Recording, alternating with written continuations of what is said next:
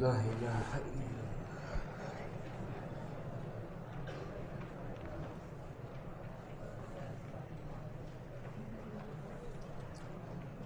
باب التیمم للوجہ والکفین. یہ مسئلہ گزر چکا ہے. امام احمد اور امام بخاری رحمہم اللہ کے نزدیک تیمم میں زمین پر ایک مرتبہ ہاتھ مارنا ہے، ضربۃ واحدہ، پھر اس سے پورے چہرے پر اور دونوں ہاتھوں پر پونچھوں تک، گھٹنوں تک مسح کرنا. دلیل وہی حضرت عمار والا واقعہ ہے. وبه قال حدثنا حجاج قال حدثنا شعبة قال أخبرني الحكم عن ذر عن سعيد بن عبد الرحمن بن أبزة عن أبيه قال قال عمار بهذا وضرب شعبة بيديه الأرض ثم أدناهما من فيه ثم مسح بهما وجهه وكفيه. میں کہیں سے کہیں پڑھنے لگا.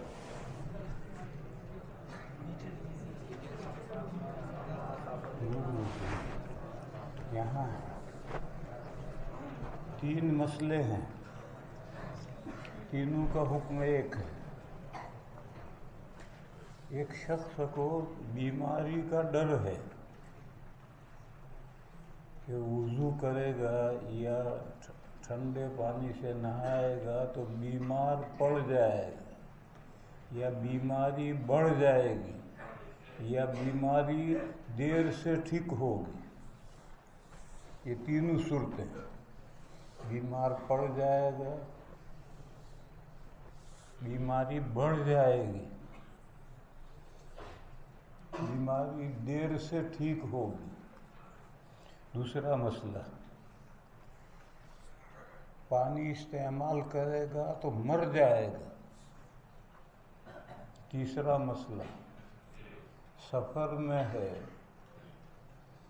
پانی تھوڑا ہے، اگر پانی وضو یا غسل میں استعمال کر لیا تو پیاس ستائے گی، پیاس سے پریشان ہو جائے گا.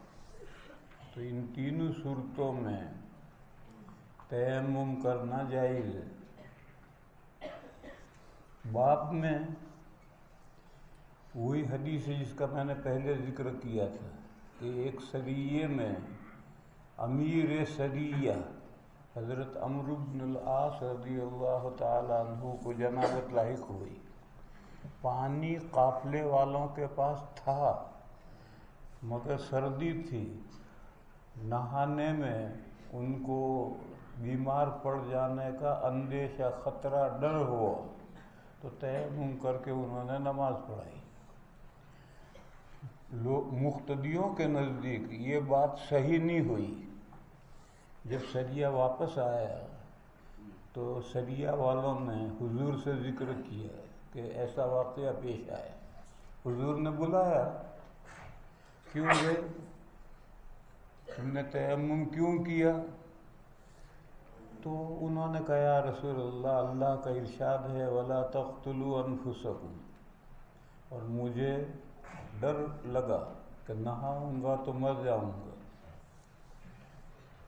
اس لیے میں نے تیمم کیا. فَلَمْ يُعَنِّفْ، حضور نے ان کو ڈانٹا نہیں، حضور نے ان کو سرزنش نہیں کی، گویا ان کے فعل کو برقرار رکھا. یہ دلیل ہوئی. باب میں لفظ موت آیا تھا، اس جز کی یہ دلیل ہوئی. باب اذا خاف الجنب على نفسه المرض او الموت او خاف العطش تيمم.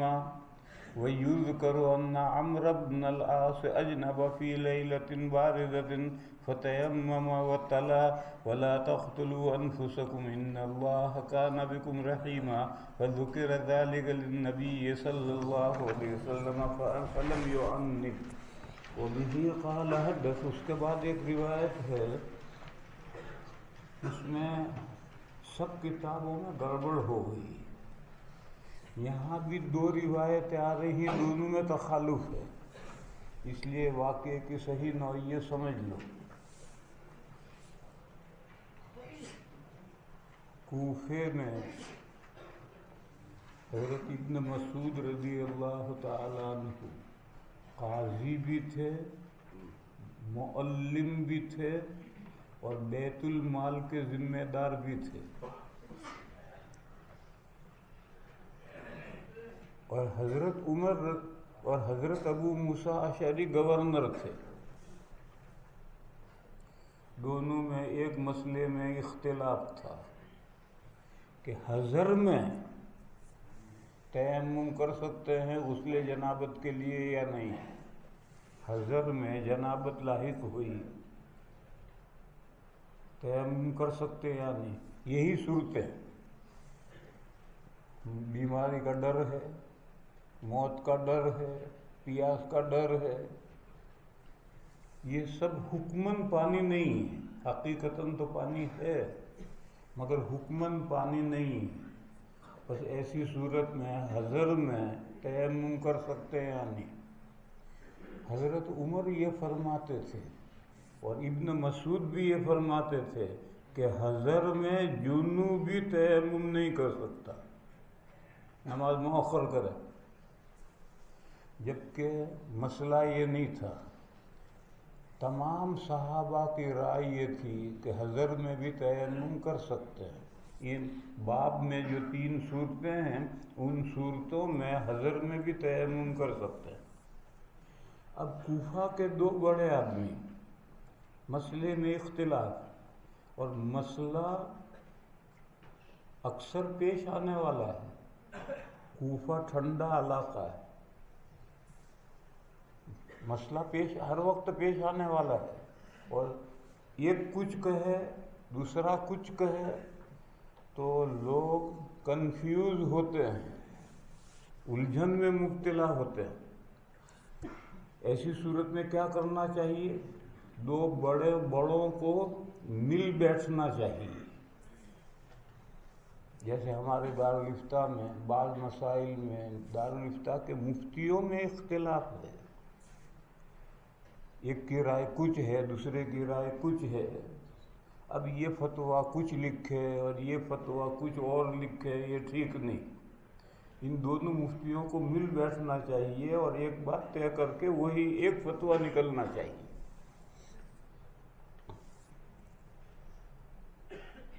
پچھلے دنوں میں مثال دوں میں اس کی، پچھلے دنوں میں عورتوں کا جماعت تبلیغ کی جماعت نکلنا جائز ہے یا نہیں، دارالفتہ کے مفتیوں میں اختلاف ہو گئے، ایک کی رائے یوں ہوئی، ایک کی رائے یوں ہوئی۔ یہ جھگڑا اہتمام میں پہنچا تو محتمم صاحب نے حکم بھیجا کہ فتاوی دارالعلوم کی 16ویں جلد میں 2 بڑے آدمیوں کے فتوے ہیں۔ ایک دارالعلوم دیوبند کے سب سے بڑے مفتی تھے حضرت مفتی سید مہدی حسن صاحب رحمۃ اللہ علیہ، میرے بھی استاد ہیں، اور ایک مظاہر العلوم کے سب سے بڑے مفتی تھے مفتی سعید احمد اجراڑوی۔ ان دونوں کے فتوے فتاوی دارالعلوم کی 16ویں جلد میں ہیں۔ تو محتمم صاحب نے اہتمام سے حکم بھیجا کہ یہ جو دارالعلوم کی فتاوی دارالعلوم کی 16ویں جلد میں 2 بڑوں کے فتوے ہیں، بس یہی فتوے جاری کرو، اپنی رائے رہنے دو۔ تو محتمم صاحب نے متفق کیا، لیکن اگر ایسے اوپر کو بالائی طاقت نہ ہو تو پھر ان مفتیوں کو آپس میں مل بیٹھنا چاہیے اور ایک بات طے کر کے وہی فتویٰ جانا چاہیے۔ تو گورنر صاحب حضرت ابو موسیٰ اشعری ابن مسعود کے پاس گئے، ان سے پوچھا حضر میں جنوبی تیمم کر سکتا ہے یعنی غسل جنابت کے لیے؟ حضرت ابن مسعود نے کہا نہیں کر سکتا۔ تو حضرت ابو موسیٰ اشعری نے حضرت عمار والا واقعہ ذکر کیا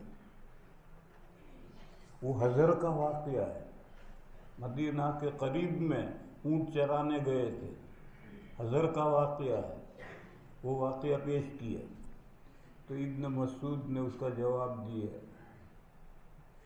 کہ یہ واقعہ حضرت عمار نے حضرت عمر کے سامنے ذکر کیا تھا، پھر بھی حضرت عمر نے اپنی رائے نہیں بدلی تھی۔ حضرت عمر نے اس واقعے پر قناعت نہیں کی تھی، یعنی اپنی رائے نہیں بدلی۔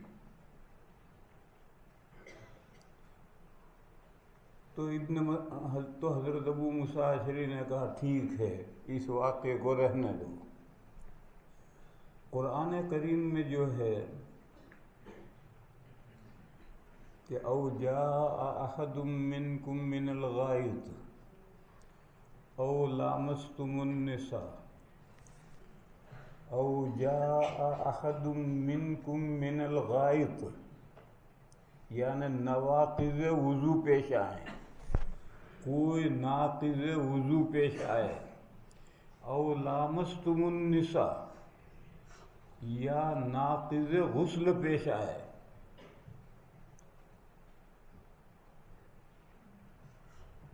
اس سے اوپر آئے تھے وَإِن كُنتُمْ عَلَى سَفَرٍ وَلَمْ تَجِدُوا مَاءً، اوپر نہیں نیچے، ناقض وضو پیش آئے، ناقض غسل پیش آئے، اور تم سفر میں ہو اور پانی نہ ہو تیمم کر سکتے ہو۔ وَإِن كُنتُمْ عَلَى سَفَرٍ، یہ قید احترازی نہیں، چنانچہ حضرت عمر اور حضرت ابن مسعود رضی اللہ تعالی عنہما بھی اس قید کو قید احترازی نہیں تسلیم کرتے، اور پوری امت کو قید احترازی نہیں مانتی، اتفاقی مانتی ہے، اور حضر میں بھی تیمم کو جائز کہتی ہے۔ فلم تجدوا ماء فتیمموا، فلم تجدوا ماء حقیقتاً نہ ہو پانی یا حکماً نہ ہو، یہ دونوں صورتیں اس کے تحت میں ہیں، تو تیمم کی اجازت ہے۔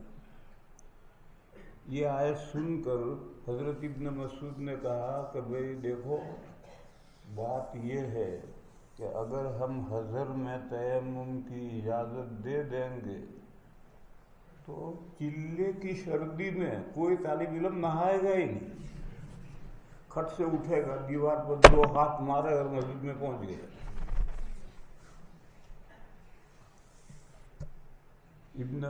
حضرت ابو موسیٰ اشعری نے کہا کہ اچھا اس لیے آپ یہ بات کہتے ہیں کہ جی ہاں، جھگڑا ختم ہو گیا۔ گویا احتیاطاً وہ یہ کہتے تھے کہ حضر میں جناب جنوبی تیمم نہ کرے تاکہ جھک مار کے نہ آئیں۔ اس کی نظیر میں کبھی کبھی ایسا کہوں گا کہ دیکھو مسئلہ، مگر بتائیے مت کسی کو، یہ کہوں گا بتائیے مت کسی کو، تو کچھ مسئلے جاننے کے ہوتے ہیں، بتانے کے نہیں ہوتے۔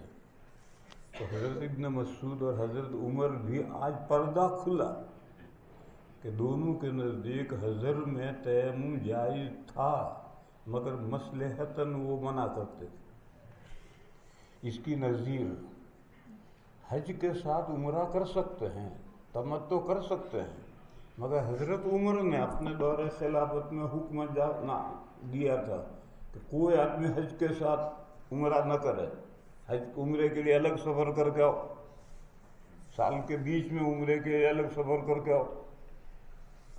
تو یہ حکم دیا تھا تاکہ کعبہ پورے سال آباد ہو جائے، ورنہ حضور کے ساتھ تمتع کیا تھا، بلکہ سارے صحابہ نے حج کا احرام عمرے سے بدل دیا تھا اور عمرہ کیا تھا، پھر وہ احرام کھول لیا تھا، پھر نیا احرام حج کا باندھا تھا۔ حضرت عمر ساتھ میں تھے، یہ بات حضرت عمر سے مخفی نہیں تھی، مگر حضرت عمر نے جو حکم دیا تھا وہ کسی مصلحت سے دیا تھا۔ اسی طرح سے یہ جو عدم جواز کی بات یہ دونوں حضرات کہتے تھے وہ کسی مصلحت سے کہتے تھے۔ اب جھگڑا ختم ہو گیا، گویا ہاتھی کے دکھانے کے دانت اور ہیں، کھانے کے اور ہیں۔ جو کھانے کے دانت ہے اس کی روح سے کوئی اختلاف نہیں، اور دکھانے کے دانت ہے اس کے اعتبار سے جو اختلاف ہے اس کو رہنے دو، چلنے دو۔ وبه قال حدثنا بشر بن خالد قال اخبرنا محمد هو غندر، محمد بن جعفر ایک راوی ہیں، بہت اچھا راوی ہے، ان کا لقب ہے غندر۔ غندر کے عربی کا لفظ نہیں ہے، پتہ نہیں کون سی زبان کا لفظ ہے۔ غندر کے معنی ہے جھکی۔ یہ سبق میں جھک بہت کرتے تھے استاد سے، تو ایک مرتبہ حضرت استاد نے کہا ما تريد یا غندر، ارے جھکی تو چاہتا کیا ہے؟ یہ لفظ اتنا پسند آیا انہوں نے کہ انہوں نے اپنا لقب ہی غندر رکھ لیا۔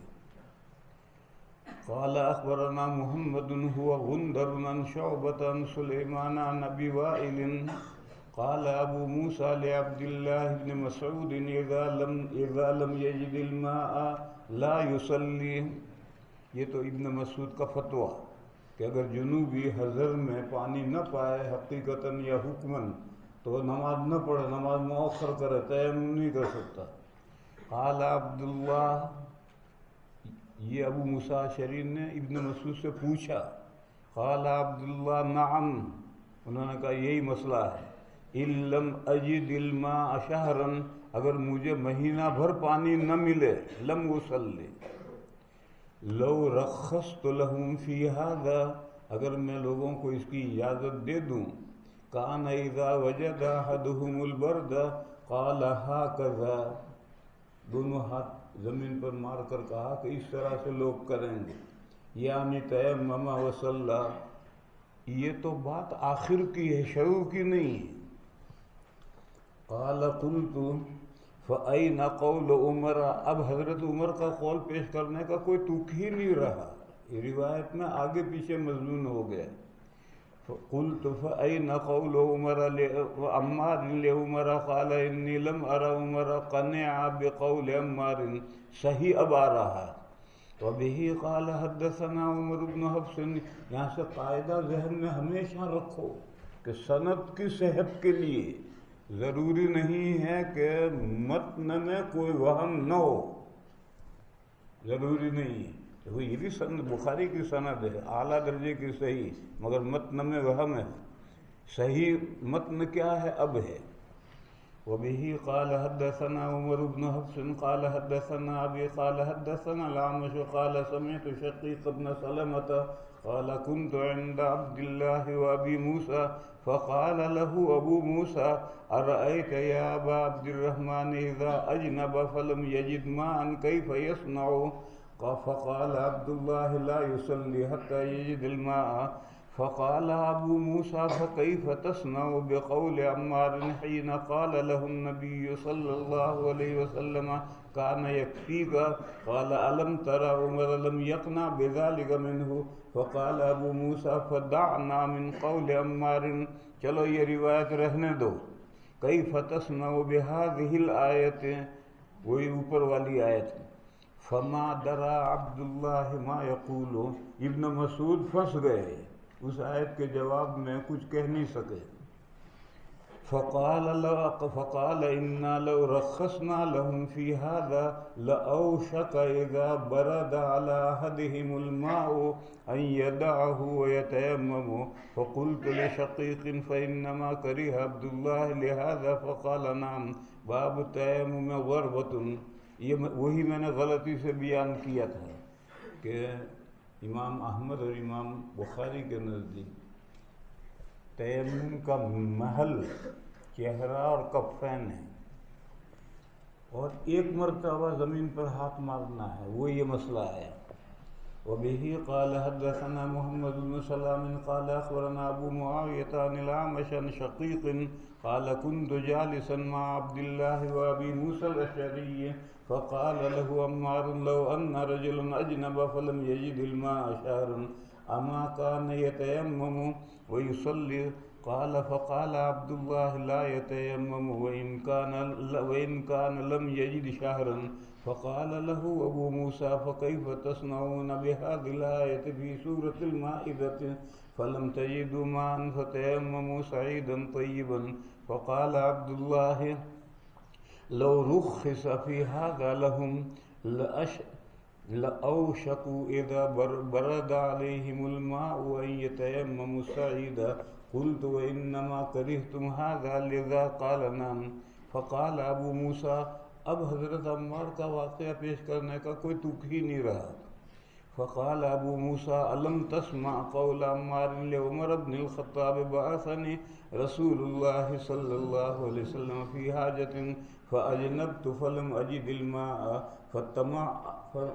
فتمرغت فی الصعید. تمرغتو کے معنی بھی تمعقتو پہلے آیا تھا، وہی معنی تمرغتو کے ہیں. میں مٹی میں نے لوٹ پوٹ میں لگائی. کما تمرغ الدابۃ چوپایا، گدھا گھوڑا جس طرح سے زمین میں لوٹ پوٹ لگاتا ہے. فذكرت ذلك للنبي صلى الله عليه وسلم فقال إنما كان يكفيك أن تصنع هكذا وضرب بكفه ضربة، یہاں سے استدلال ہے، على الأرض ثم نفضها، دونوں ہاتھوں کو جھاڑ دیا، ثم مسح بها ظهر كفه بشماله أو قال ظهر شماله بكفه ثم مسح بهما وجهه. فقال عبد الله افلم ترى عمر لم يقنع بقول عمار وزاد يعلى عن الأعمش عن شقيق قال كنت مع عبد الله وابي موسى فقال ابو موسى لم تسمع قول عمار لعمر ان رسول الله صلى الله عليه وسلم بعثني انا وانت فاجنبت فتمعقت بالصعيد فأتينا رسول الله صلى الله عليه وسلم فأخبرناه فقال إنما كان يكفيك هكذا ومسح وجهه وكفيه واحدة. باب، اس باب میں وہی روایت آئی ہے کہ ایک شخص لیلۃ التعریس میں ایک شخص فجر کی نماز میں شریک نہیں ہوا تو حضور نے اس سے پوچھا علیک بالصعید، علیک بالصعید پر عمل کرنے کے لیے 2 مرتبہ زمین پر ہاتھ مارنا ضروری نہیں، 1 مرتبہ ہاتھ مارے جائیں تو بھی علیک بالصعید پر عمل ہو جائے گا. یہ حدیث سے اوپر والے مسئلے میں استدلال کرنا ہے، مگر استدلال کا نہج بدلا ہوا ہے، اس لیے بابن کہہ کر فصل کر دیا.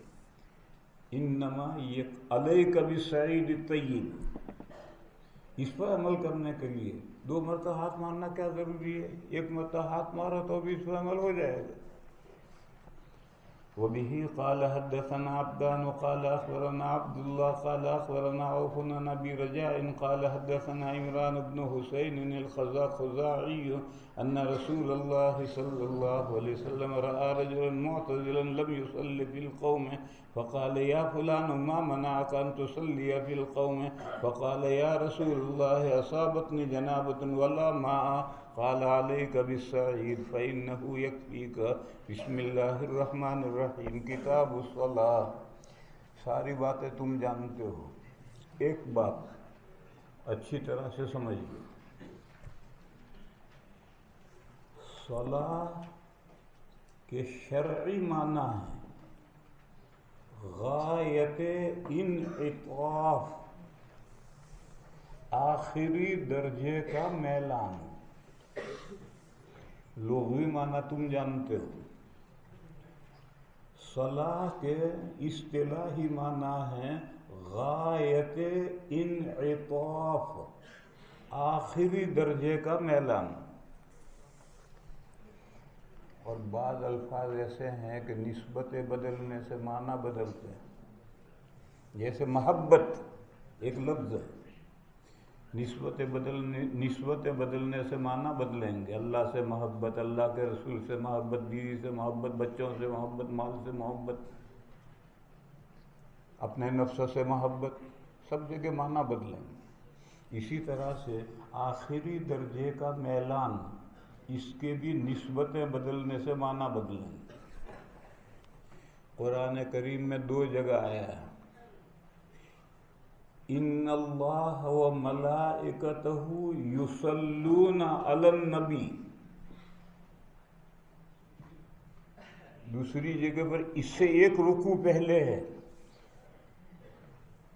ان اللہ و ملائکتہ یصلون علیکم، تمام مومنین پر۔ اب یہ اللہ کی نسبت سے صلاۃ، یعنی بندوں کا مومنین کی طرف اور حضور پاک صلی اللہ تعالی علیہ وسلم کی طرف آخری درجہ کا میلان کیا ہے؟ بے پایاں رحمتیں نازل کرنا۔ فرشتوں کا میلان تم جانتے ہو، استغفار۔ مؤمنین کا میلان اس نبی کی طرف درود شریف بھیجنا، اور یہ نبی جو دین لے کر آیا ہے، اس دین کو 4 دانگ عالم پھیلانے کی محنت کرنا۔ یہ صلاۃ علی النبی کے مفہوم ہے۔ اور مومنین کی صلاۃ اللہ کے ساتھ اقوال مخصوصہ، ارکان مخصوصہ اور ہیئت مخصوصہ، جس کو تم نماز کہتے ہو۔ یہ نماز فارسی لفظ ہے، اور فارسی میں سنسکرت کے بہت لفظ داخل ہوئے ہیں۔ سنسکرت بہت پرانی زبان ہے، اس کے بہت سے لفظ فارسی میں بھی داخل ہوئے ہیں۔ سنسکرت کا ایک لفظ ہے نمنا، اس سے نماز بنی۔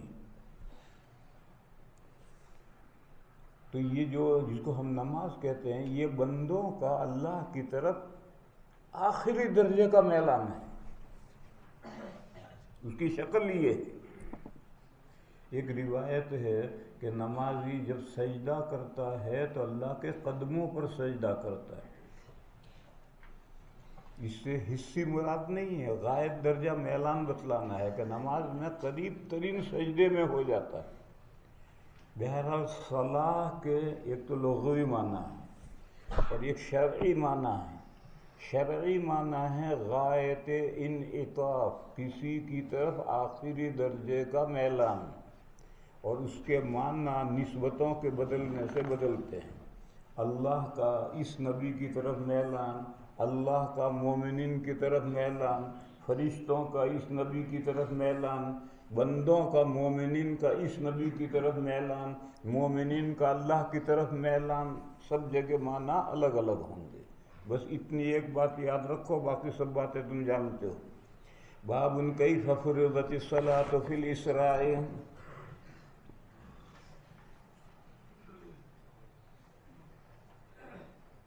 کیف زمانی بھی ہوتا ہے، مکانی بھی ہوتا ہے، حالی بھی ہوتا ہے، اور کیف بمعنی کم بھی آتا ہے۔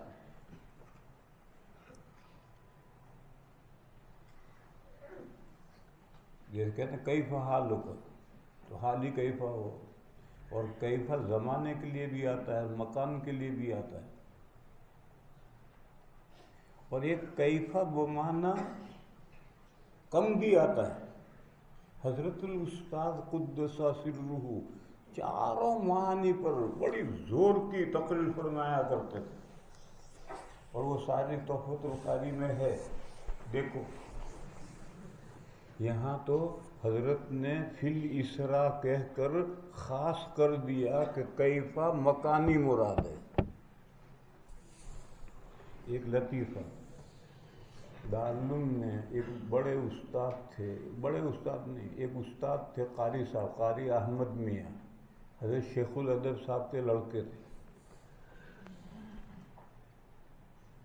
جب کوئی طالب علم امتحان دینے جاتا تھا تو کیسے امتحان لیتے؟ موسا بتاؤ، لحن جلی کس کو کہتے ہیں؟ واضح غلطی، واضح غلطی، واضح غلطی، 3 مرتبہ کہتے ہیں۔ تو طالب علم کہتا تھا واضح غلطی، تو حضرت فرمایا واہ شاباش شاباش، جاؤ 50 نمبر دے دی۔ سوال کا جواب 3 مرتبہ ساتھ ساتھ بتاتے تھے کہ صاحب لحن جلی کس کو کہتے ہیں؟ واضح غلطی، واضح غلطی، واضح غلطی۔ تو طالب علم کہتا تھا حضرت واضح غلطی، شاباش شاباش، جاؤ 50 نمبر دے دی۔ تو حضرت نے فی الاسرا کہہ کر کیفا کے معنی متعین کر دی۔ اب ہمیں ساری جھک کرنے کی کیا ضرورت ہے کہ کیفا حالی ہو تو کیا مطلب ہوگا، اور زمانی ہو تو کیا مطلب ہوگا، اور مکانی ہو تو کیا مطلب ہوگا، اور کم کے معنی میں ہوگا تو کیا مطلب ہوگا۔ تو فی الاسرا کہہ کر حضرت نے کیفا میں جو 4 احتمال تھے اس میں سے ایک احتمال متعین کر دیے کہ کیفا زمانی۔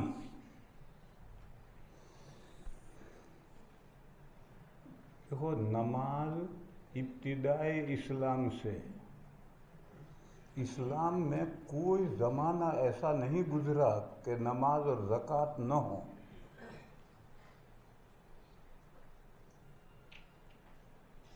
مگر ابتدائے اسلام میں نمازیں 2 تھیں، بردین، 2 ٹھنڈی نمازیں، ایک فجر کی اور ایک عصر کی۔ پھر معراج میں، اسراء میں، مکے سے حضور جو بیت المقدس تک براق پر تشریف لے گئے ہیں، یہ اسراء ہے۔ پھر براق کو وہیں باندھ دیا تھا، واپسی میں اسے استعمال کیا جائے گا۔ پھر وہاں سے حضور سیڑھی کے ذریعے یعنی لفٹ کے ذریعے آسمانوں پر گئے ہیں۔ معراج کے معنی سیڑھی، اس زمانے کی سیڑھی اور طرح کی تھی، اب سیڑھی لفٹ آ گئی۔ تو مکے سے مدینہ بیت المقدس تک براق سواری پر تشریف لے گئے ہیں اور وہاں سواری باندھ دی ہے، اور آگے لفٹ سے اوپر چڑھے ہیں، سیڑھی سے اوپر چڑھے ہیں۔ یہ جو پہلا ٹکڑا ہے مکہ سے بیت المقدس تک کا، اس کو اسراء کہتے ہیں، اور بیت المقدس سے فوق السماوات یہ معراج کہلاتا ہے۔ لیکن کبھی کبھی مجموعے کے لیے اسراء بھی بول دیتے ہیں اور معراج بھی بول دیتے ہیں، جیسے ایمان اور اسلام کی حقیقتیں الگ الگ ہیں، مگر کبھی کبھی دونوں کے مجموعے کو ایمان بھی کہہ دیتے ہیں اور اسلام بھی کہہ دیتے ہیں۔ یہاں فی الاسراء میں حضرت نے عام استعمال کیا ہے، چاہے اس کو معراج کہہ لو، اسراء کہہ لو، دونوں کا مجموعہ۔ معراج کب ہوئی معلوم نہیں، اتنے قول ہیں کہ شد خواب من پریشان ز کثرت تعبیر۔ غالب یہ ہے کہ ہجرت سے 5 سال پہلے معراج ہوئی، یہ بھی ایک قول ہے، اختلاف بہت ہے، مہینہ کون سا ہے، تاریخ کون سی ہے، اس میں بہت اختلاف ہے۔ غالب یہ ہے کہ ہجرت سے 5 سال پہلے اس معراج میں 5 نمازیں فرض ہوئی، پہلے 50 فرض کی، پھر گھٹا کر 5 کر دی، اور اس سے پہلے 2 ہی نمازیں تھیں۔ تو اب حضرت نے باب میں فی الاسراء بڑھایا، یعنی نمازوں کی جو موجودہ صورت ہے 5 نمازیں، یہ کب فرض ہوئی؟ معراج میں فرض ہوئی۔ مگر ابو سفیان نے ہرقل کے سامنے جو اسلامی تعلیمات کا خلاصہ پیش کیا ہے، اس میں نماز کا بھی ذکر کیا ہے۔ ایک ادھر کھانستا ہے، ایک ادھر کھانستا ہے، ایک ادھر چھینکتا ہے، ایک ادھر چھینکتا ہے، ہمارا سارا مضمون خراب ہو جاتا ہے۔ اور پہلے سے تمہیں اللہ کے بندوں کو بتایا ہے کہ جن کو عذر ہے تو وہاں بیٹھو، وہاں بیٹھو، اور جتنا کھانسنا ہو کھانسو، جتنی چھینکیں لینی ہو لو، مجھ تک آواز نہ پہنچے، بس میں اتنا ہی چاہتا ہوں، مگر تم لوگ مانتے نہیں ہو۔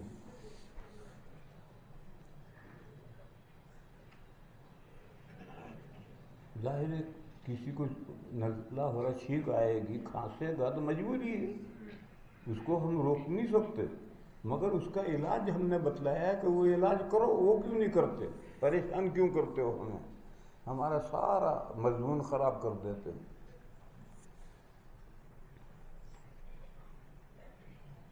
میں آنکھیں بند کے نہیں پڑھاتا، میں تو سب دیکھتا ہوں، اور کوئی انگلی ناک میں ڈالتا ہے تو بھی میرا مضمون خراب ہو جاتا ہے۔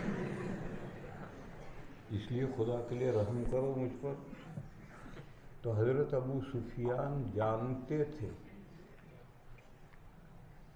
غیر مسلم اسلام کی موٹی موٹی باتیں جانتے ہیں، چھوٹی باتیں نہیں جانتے۔ تو ابو سفیان نے جو ہرقل کے سامنے اسلامی تعلیمات کا خلاصہ پیش کیا، اس نے نماز کا ذکر کیا۔ معلوم ہوا کہ نماز بہت قدیم زمانے سے رائج ہے، یوں کہو ابتدائے اسلام سے ایک دن بھی بغیر نماز کے نہیں گزرا۔ البتہ پہلے 2 نمازیں تھی، معراج میں وہ 5 نمازیں کی، پھر اس کے بعد معراج کی حدیث لا رہے ہیں۔ معراج کی حدیث 25 صحابہ سے مروی،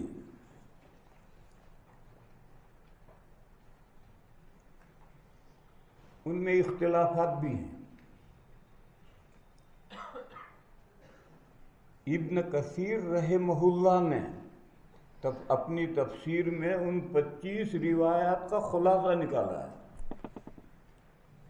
پھر وہ خلاصہ وہاں سے میں نے تفسیر ہدایت القرآن میں 15ویں پارے کے شروع میں جہاں اسراء کا بیان آیا ہے، وہاں ابن کثیر سے وہ تمام روایات کا خلاصہ ہدایت القرآن میں نقل کیا ہے۔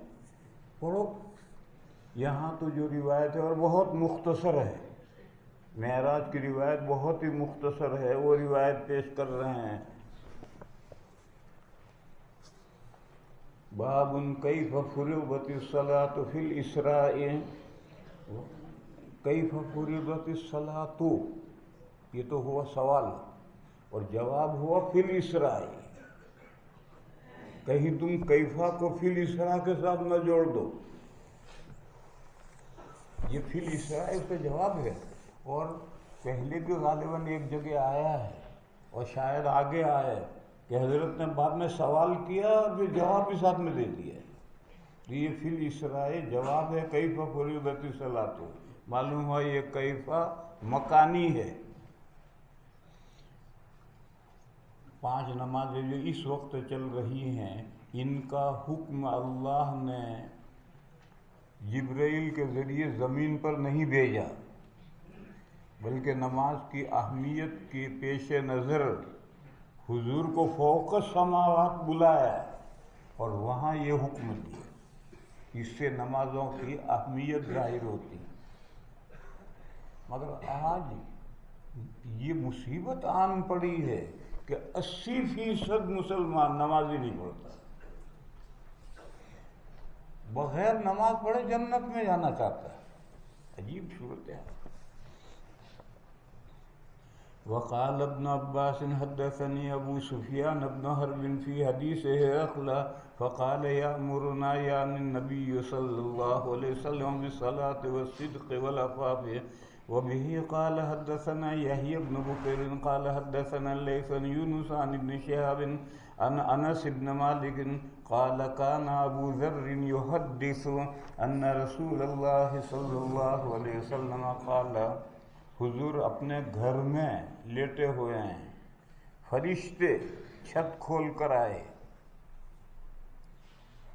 جیسے حضرت داؤد علیہ السلام کے پاس میں 2 فرشتے دیوار پھاند کر آئے تھے، وہ فرشتے تھے، انہیں دروازے سے آنے کی کوئی ضرورت نہیں تھی، دیوار کے اوپر سے اتر آئے۔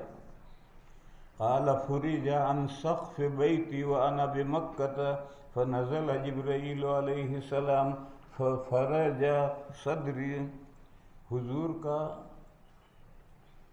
سینہ، ایک تو جب حضور بنو سعد میں دودھ پیتے تھے وہاں شق صدر ہوا تھا، اور ایک شق صدر اب معراج میں لے جانے سے پہلے ہوا ہے۔ ففرج صدری ثم غسلہ بماء زمزم ثم جاء بطست من ذهب، سونے کا تھال ممتلئ حکمتا و ایمانا، اس تھال میں کیا تھا؟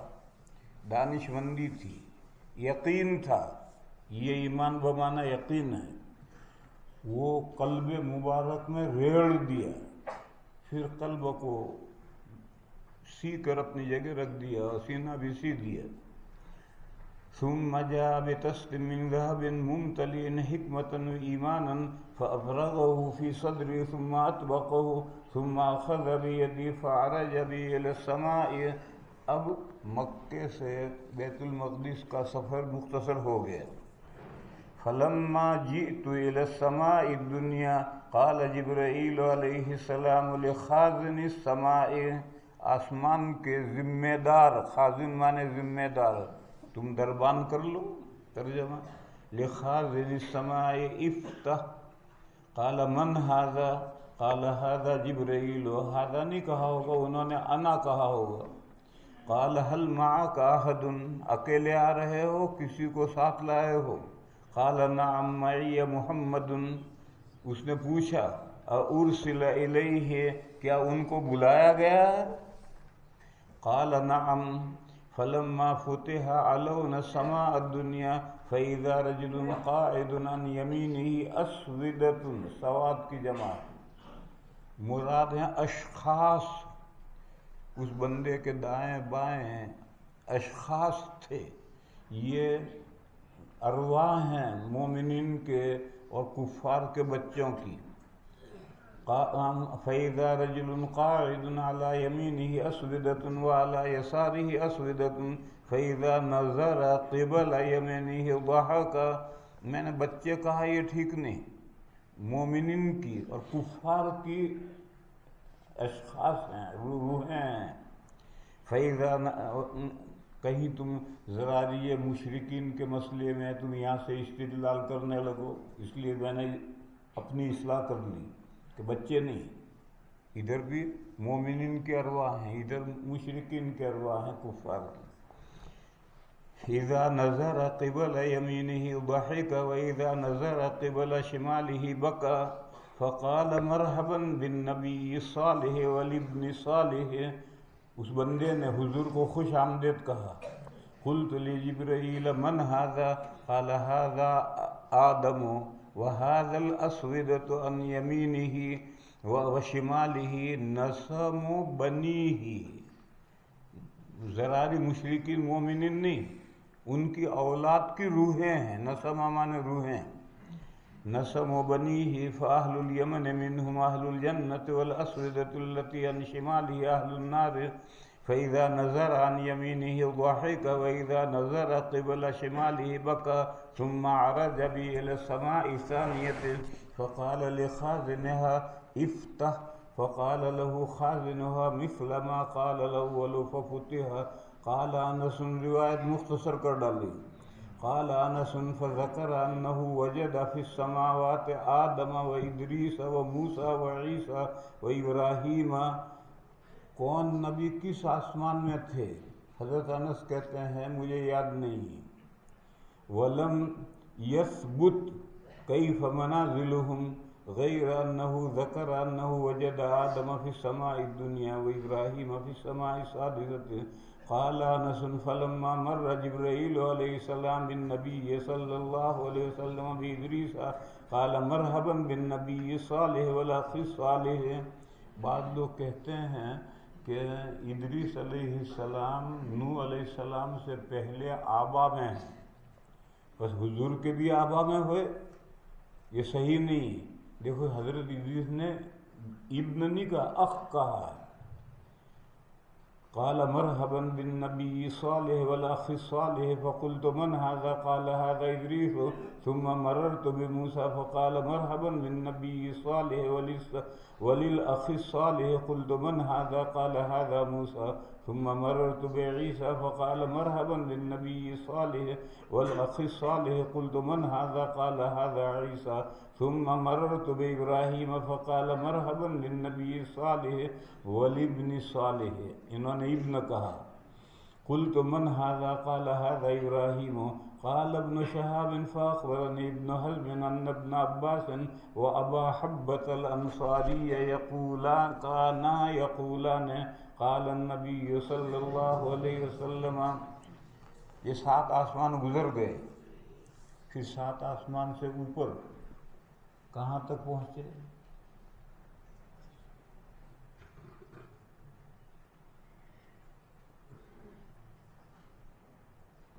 ملائے اعلیٰ کے دفتر تک پہنچے. ملائے اعلیٰ ایوان بالا، جیسے پارلیمنٹ اور راجیہ سبھا. پارلیمنٹ ایوان زیری ہیں اور راجیہ سبھا ایوان بالا ہے. پارلیمنٹ میں جو پاس ہوگا وہ راجیہ سبھا میں بھیجا جائے گا، وہاں سے پاس ہوگا تب نافذ ہوگا. تو ملائے اعلیٰ، الملأ کے معنی ہیں سردار، اعلیٰ اوپر کے. ملائے اعلیٰ یعنی ایوان بالا، اللہ کا خاص دربار. ملائے اعلیٰ کا ترجمہ یہ بھی کر سکتے ہو، اللہ کا خاص دربار. وہاں تک پہنچے. وہاں فرشتے آفسوں میں کام کر رہے ہیں اور وہ قلمیں چلا رہے ہیں، تو ان کے قلموں کے چلنے کی آواز بھی حضور نے سنی. اتنے قریب گئے. ثم عرج بی، پھر مجھے چڑھایا گیا، لے چڑھا گیا. حتی ظہرت لمستون اسمع فی صریف الاقلام، یہاں تک کہ چڑھا میں، ظہرتوں کا ترجمہ ایسے لیول پر، مستون کا ترجمہ لیول، کہ میں نے قلموں کی سرسراہٹ سنی. قال ابن حزم وانس بن مالک قال النبي صلی اللہ علیہ وسلم فرض اللہ عز وجل علی 50 صلاة فرجعت بذلك حتى مررت على موسى فقال ما فرض اللہ لك على امتك. موسیٰ علیہ السلام سمجھ رہے ہیں کہ حضور کو جو اللہ نے معراج میں بلایا ہے تو کوئی خاص تحفہ دینے کے لیے بلایا ہے. وہ جو تحفہ اللہ دیں گے وہ امت پر فریضہ ہوگا. یہ موسیٰ علیہ السلام یہ بات سمجھتے ہیں اپنے وجدان سے. تو انہوں نے حضور سے پوچھا کیا لے کر آئے؟ فقال ما فرض الله لك على امتك قلت فرض 50 صلاة قال فرجع الى ربك فان امتك لا تطيق. ان کے بس میں نہیں ہے 50 نمازیں پڑھنا. فراجعت فوضع شطرها، شطر کے معنی ہے تقریباً نصف. میں واپس گیا تو تقریباً نصف نمازیں گھٹا دی. اس سلسلے میں بھی روایتیں بہت مختلف ہیں. آدھی گھٹا دی، 10 گھٹا دی اور 5 گھٹا دی. سب سے کم روایت 5 کی ہے، لہذا یہاں کم عدد کو لیں گے. 50 میں سے 5 گھٹائی، 45 ہوئی. پھر موسیٰ علیہ السلام کے پاس آئے، انہوں نے پھر واپس جانے کا مشورہ دیا. پھر گئے تو پھر 5 گھٹی، 40. پھر 5 گھٹی، پھر 5 گھٹی، 5 گھٹی، 5 گھٹی، یہاں تک کہ آخر میں 5 رہ گئی.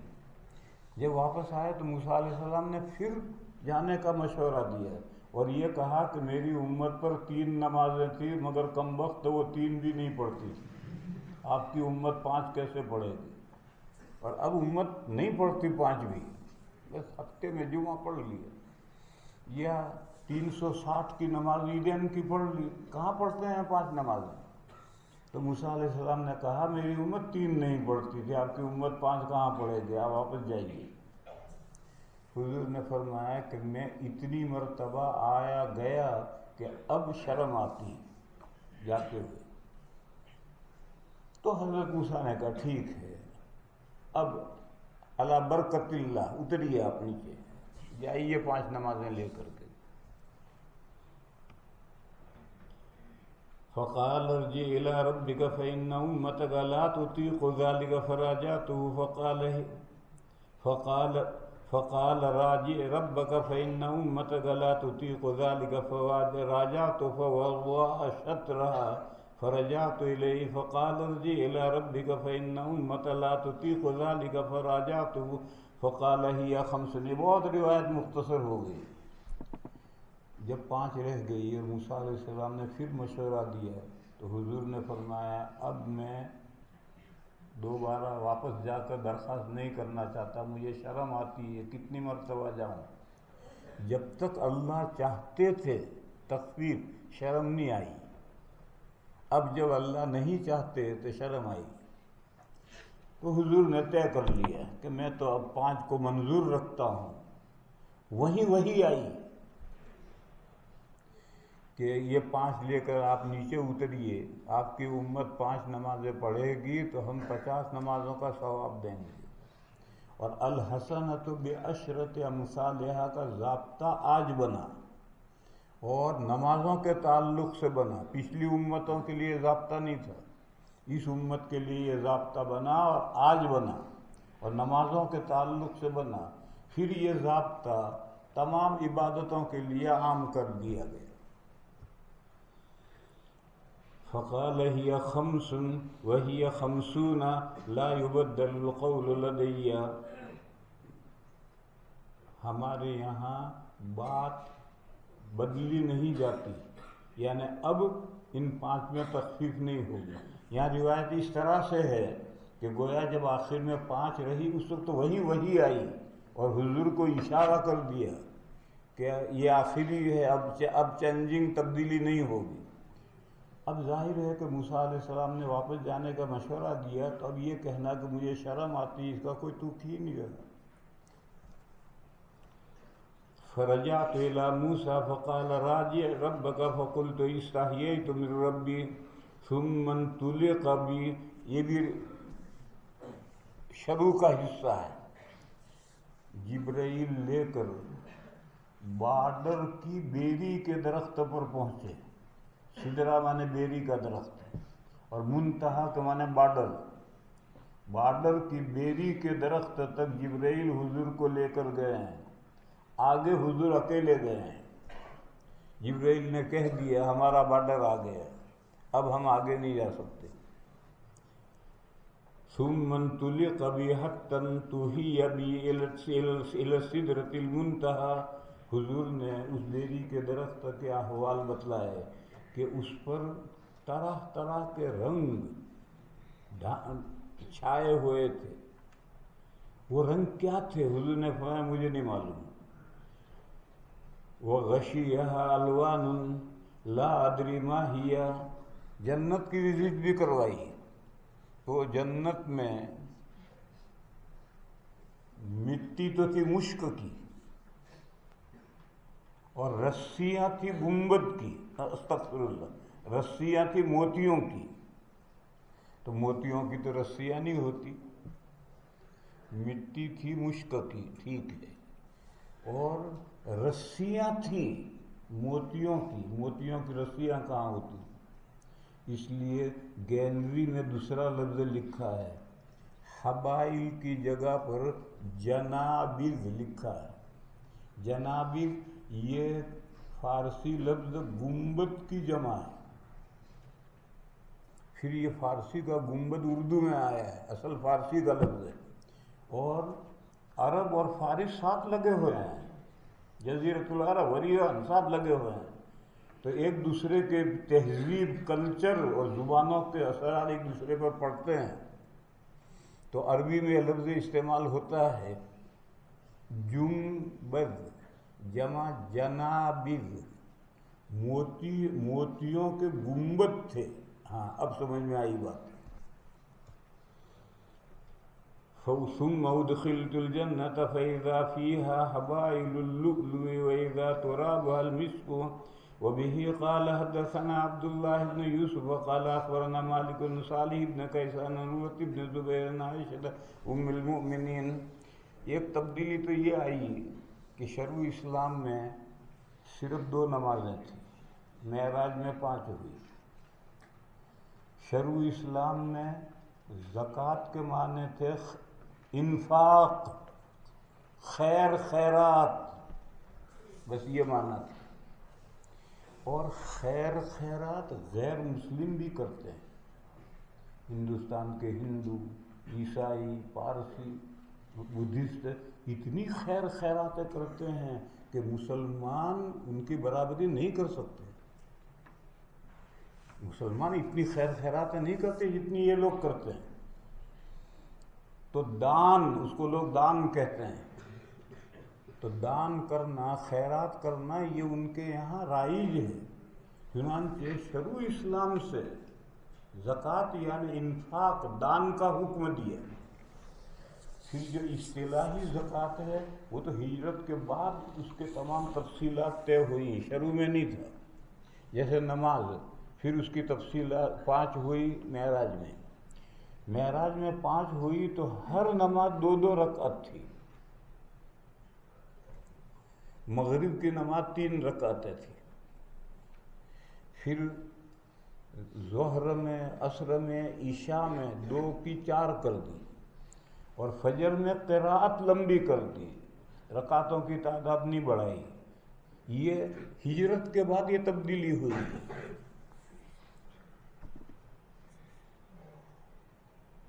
تو اب آپ کیفہ حالی بھی لے سکتے ہیں کہ نمازوں کی فرضیت کی کیا صورتحال رہی.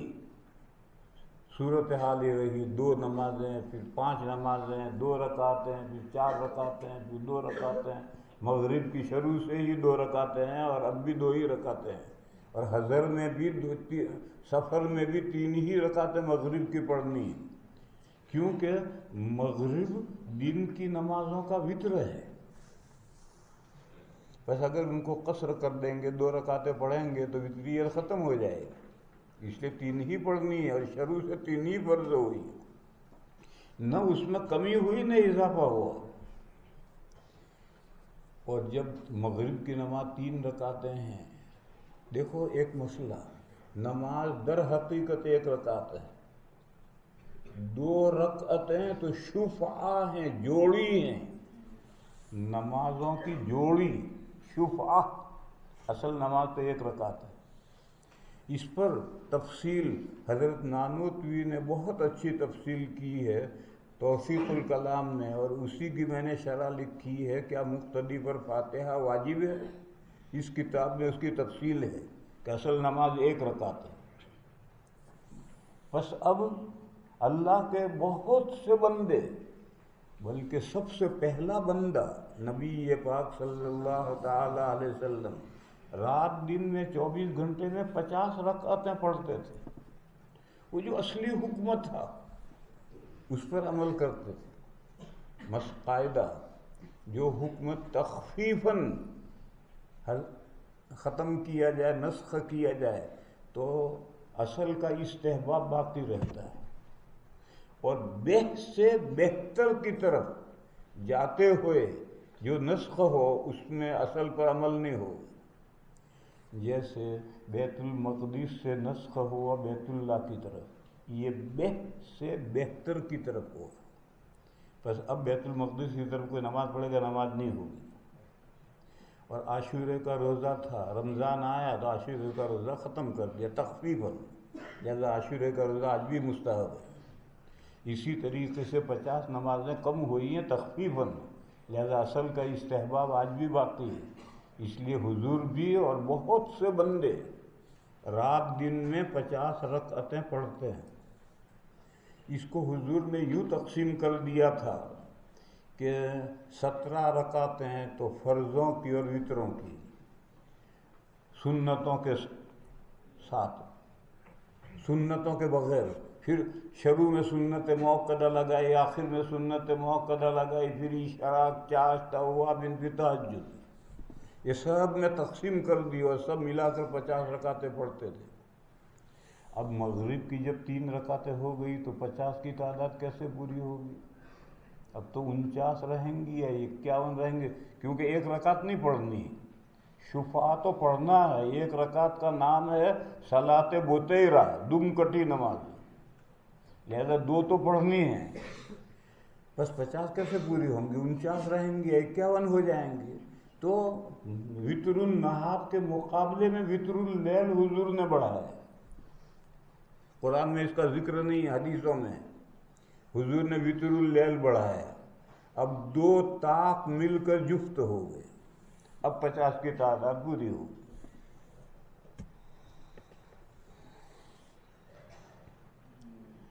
قالت فرض اللہ الصلاة حين فرضها ركعتين ركعتين في الحضر والسفر فأقر صلاة السفر وزيد في صلاة الحضر.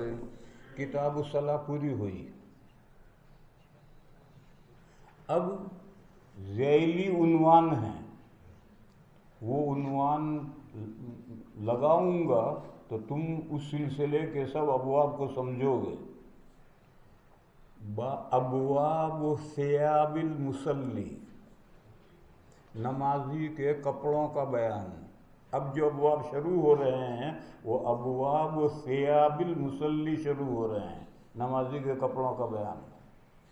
یہ بات تم جانتے ہو کہ نماز کے لیے شرطیں ہیں. طہارت کے قبیل کی جو 4 شرطیں ہیں، بدن پاک ہونا چاہیے، جگہ پاک ہونی چاہیے، کپڑے پاک ہونے چاہیے، اور جس سے آپ طہارت وضو غسل کریں وہ پانی پاک ہونا چاہیے.